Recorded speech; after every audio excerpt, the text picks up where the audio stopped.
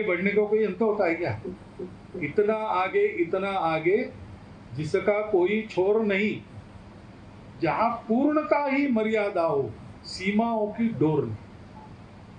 विकास एक ऐसी चीज है, यहां तक विकास करना सोच के विकास किया, वहां गए, वहां पहुंचने के बाद दिखता है कि इसके भी आगे है। तो मनुष्य है लेकिन मानवता नहीं, इंसानियत नहीं है।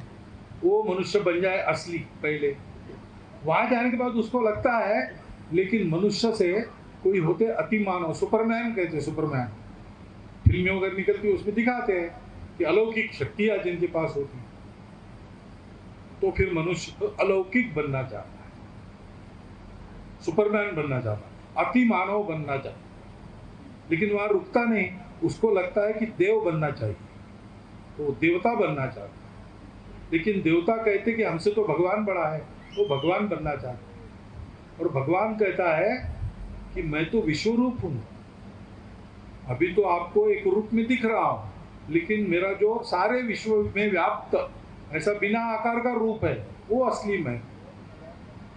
तो वहां भी कुछ है क्या रुकने की जगह, कि वहां से भी आगे कुछ है, ये कोई जानता नहीं है। ऐसे कह नहीं सकता, नहीं है ऐसे भी कह नहीं सकता। लेकिन एक बात जरूर इससे कहते लोग कि विकास का कोई अंत नहीं है। बाहर का विकास भी, अंदर का विकास भी, दोनों का कोई अंत नहीं है। ये निरंतर करने की बात है। और इसलिए थोड़ा सा असमाधान रहना चाहिए हम सबको कि इतना सारा किया लेकिन अभी ये रह गया है। इसीलिए आपने कहा ना, मैंने कहा था आप सब जगह अपना काम कीजिए, तो मैंने क्यों कहा उस समय, क्योंकि सब जगह काम करने वाले लोग भी हैं हमारे।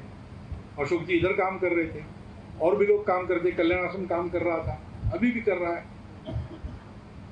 तो एक ही रास्ते पर ज्यादा वाहन हो गए या ज्यादा आदमी हो गए तो टकराते आपस में, इसलिए रास्ते पर नियम रहते, आप बाएं तरफ से जाओ, आप दाहिने तरफ से जाओ। लेकिन ये मालूम है और ये करना भी पड़ता है। फिर भी उस समय ये क्यों कहा मैंने कि ठीक है आपको बाहर के इलाके में भी काम कर सकते हैं, क्योंकि विकास का कोई अंत नहीं। और कार्यकर्ता के मन में ये अनुभव आना चाहिए कि इतना सब कुछ किया और थोड़ा बाकी है, क्योंकि हमेशा और थोड़ा बाकी रहता ही है।